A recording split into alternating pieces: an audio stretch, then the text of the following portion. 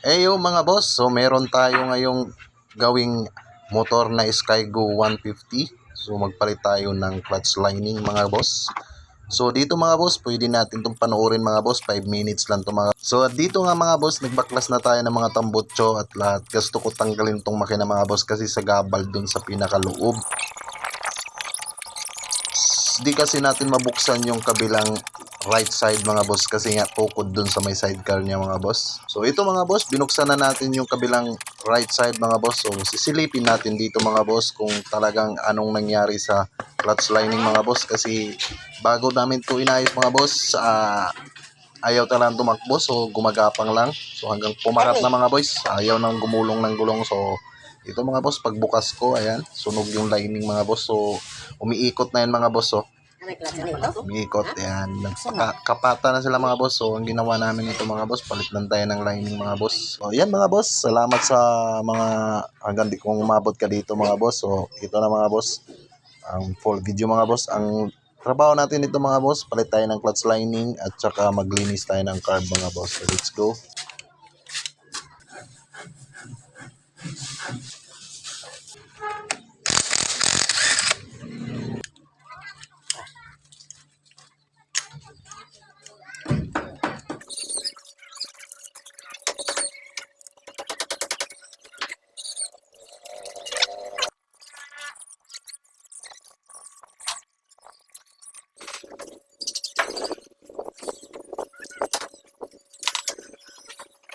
Pero pwede pa.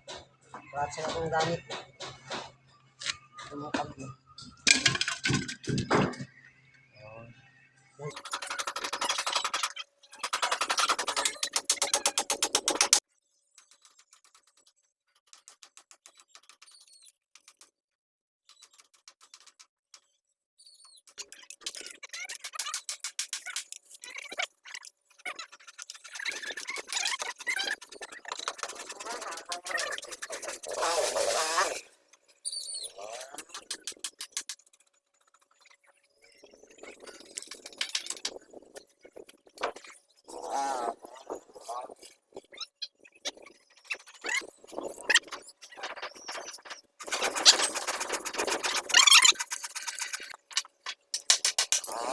Grabe, napakaingay ng mga motor at saka yung construction dito mga boss, pukpok lang pukpok, pagpasensya nyo na.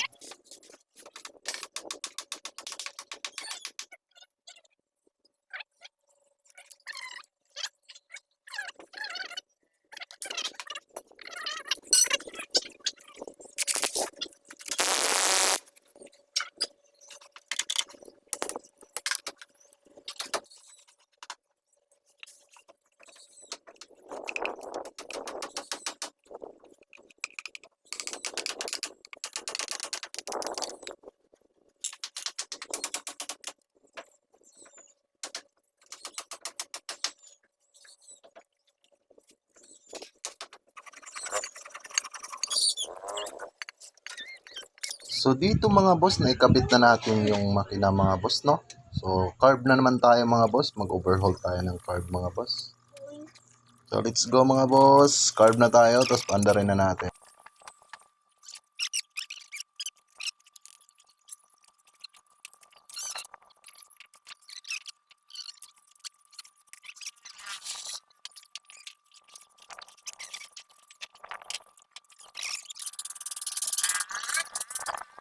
So ayan na mga boss, successful yung gawa natin, tumatakbo na yung motor, magagamit na ulit ng may-ari itong motor ng itong mga boss. So yun lang mga boss, salamat sa panonood mga boss, huwag kayong magsawa sa ating video mga boss, thank you, at siyempre papalo na rin mga boss.